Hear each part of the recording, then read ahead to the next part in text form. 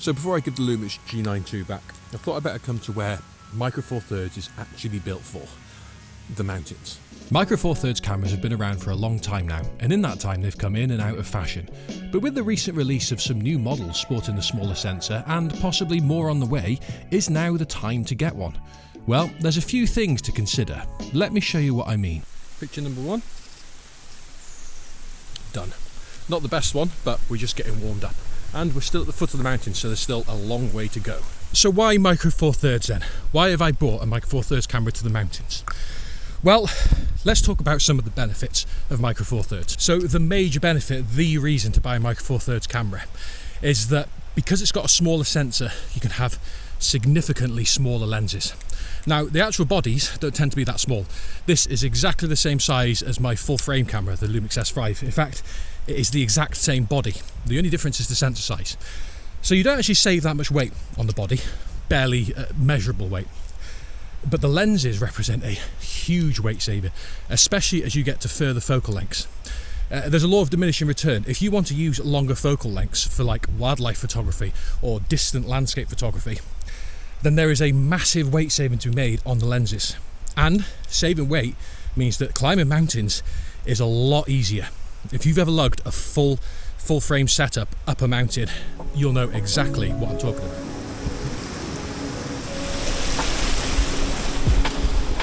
If you're wondering why I'm so sweaty, it's because there is a yellow health warning for heat today. It's the hottest day of the year so far, and while people like to think that we overreact to the heat in the UK, don't complain until you've experienced a heat wave in the UK.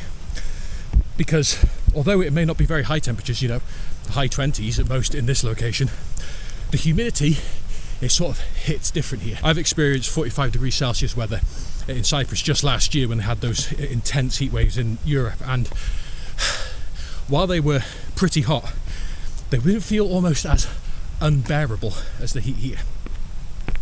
So don't come at me in the comments when you see me absolutely dripping with sweat. We better move on. Leading line of the path going up through the forest. Trees on this side. This nice fallen down tree on this side. Makes a nice photo.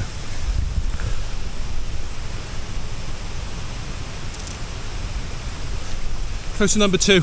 Now, another benefit of the lenses being smaller and lighter is that they take less materials to make. Less materials means generally cheaper lenses for the same sort of focal length. There is something to mention here though. Micro Four Thirds sensors double the focal length of whatever you're using. So 12mm becomes 24mm, 50mm becomes 100mm, so on and so forth. But it also doubles the aperture, which means that you tend to get Micro Four Thirds lenses with much wider apertures. They tend to look like they're a lot faster because they have to make up for that difference. So while their cost is generally less, it's not as less as it could be if it was the same aperture, if you get my meaning. Because they have to make them with a wider aperture, it does tend to add a little bit of cost, but they're still significantly cheaper than if you were to buy a full frame equivalent in most cases. So this is a little bit later when I'm further up the mountain. I want to show you what I mean with the longer focal length.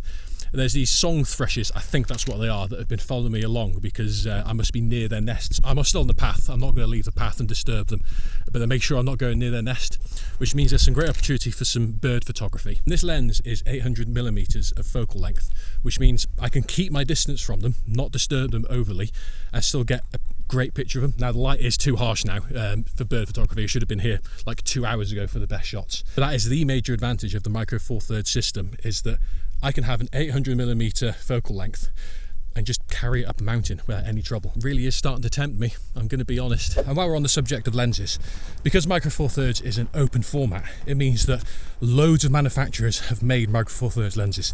So there is an absolute abundance of choice, both on the new market and the second-hand market.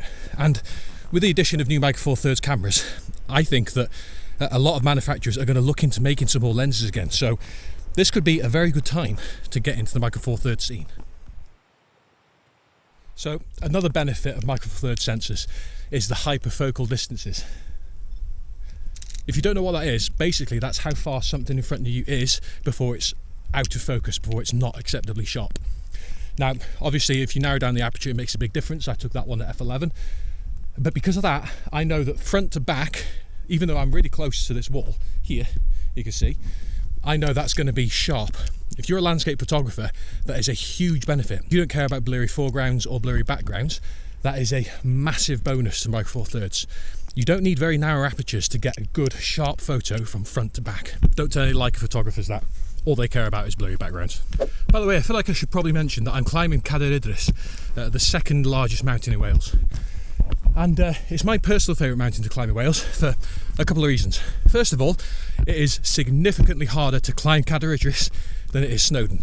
I will fight you in the comments if you tell me otherwise. That's a joke. Don't worry, I'm not actually going to fight you. That is the opinion of a lot of people, but you're allowed to think that Snowdon's harder if you want to. The other reason, and probably the main reason, it is loads quieter than Snowdon. It is now 8:15 in the morning. Absolutely nobody behind me. Nobody in front of me. In fact, I've only seen 4 people all morning, and that was in the car park. I've not seen them since. And if this was Snowdon, I guarantee at this time of day, you are going to be brushing past people constantly. I mean, it's the most popular mountain to climb for a reason. It's very easily accessible. But if you want a much better climbing experience, then I really can recommend Cadair Idris. It is a great mountain to climb. Right, I am starting what's commonly known as the scree. And it's called that because it's very difficult to climb. So I'm going to put you away for maybe 20 minutes, half an hour if I'm really tired, and I'll see you at the top. Take a look at me now and compare me to when I'm there. Why have I left you there? Let's make more work for myself. Oh, we're making progress though. Come on. Broken the back of it, nearly there. Call that the way we've come. You're doing a good job. Well done. See you later, Scree. Wasn't even hard, mate. Why do I look like a piece of gammon? Oh, what a view. Check that out.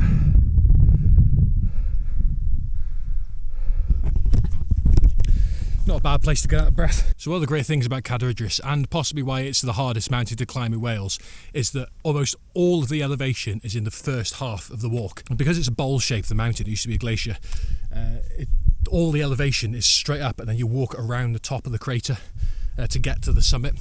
So once you've got the first half of the walk out of the way with, the actual elevation part is over. It then becomes quite an easy climb.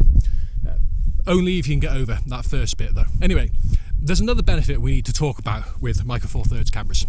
You see, because the sensor is so tiny, let me show you, absolutely tiny little sensor. The stabilization on these is amongst the best of any interchangeable lens camera.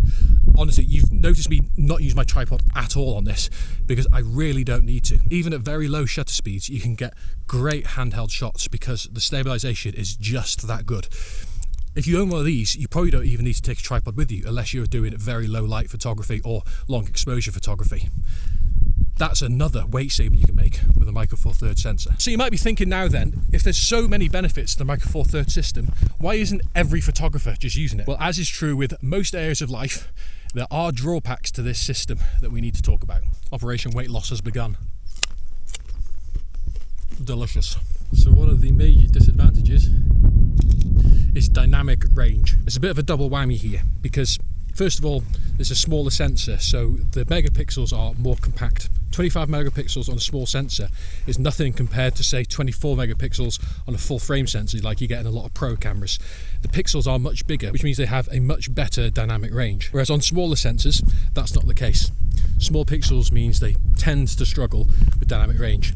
You've also got the double whammy of the narrow aperture. Now, like I said earlier, they do tend to make the apertures wider on Micro Four Thirds lenses to help with this issue, but it's only so far they can go. So an f2.8 lens, for example, is actually an f5.6. Still lets in plenty of light, but not as much light as you would get on a full frame camera, for example.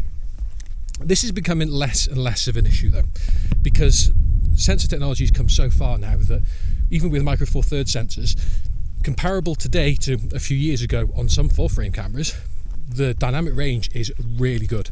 In fact, I don't think it's really an excuse anymore for getting bad photos. If you've got a Micro Four Thirds camera that's modern, the dynamic range is more than good enough for you to be able to get great photos. And you also need to bear in mind that modern cameras have bracketing now. is simple on this. It's just literally 2 clicks of a button. If you assign it to the Q button that's there, you just press Q, start bracketing, and it'll automatically bracket photos for you. So you get one picture that's underexposed, one that's correctly exposed, and one that's overexposed.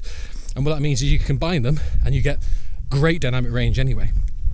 So I don't really buy the idea that dynamic range is a real problem, but it's not as good as the modern full frame cameras. As the dynamic range in these have got better, so has the dynamic range in full frame cameras. They've both trended upwards. But I would say more that full frame cameras have now gone overkill with their dynamic range. You don't need that much dynamic range. So while it is something to consider, not as much of a drawback as it used to be. What an absolutely beautiful ridge. Shame it's such harsh light now. A really gorgeous mountain. The only problem is I've got to walk along that, so that should be fun. So something I quickly want to show you about the importance of the direction of light, even when the sun's very high in the sky. You can still make harsh light work. Now from the other side of this ridge, which I've just climbed over, you saw that I got an okay photo because there was still a lot of contrast. Whereas with here, on this side, because the sun is directly facing it, it is completely washed out. And that's how you can make harsh light either work for you or against you. When harsh light completely washes out your subject or whatever's in your frame, then that completely ruins it. Whereas even in harsh light, if you can angle the sun correctly to still get nice contrast, you can still make a compelling image. Not as nice as if there was really nice side light, but still an acceptable photo. Another drawback we need to talk about is the relative lack of background blur, if you care about that. Now I alluded to this earlier in the video by talking about the advantage of it being sharp front to back.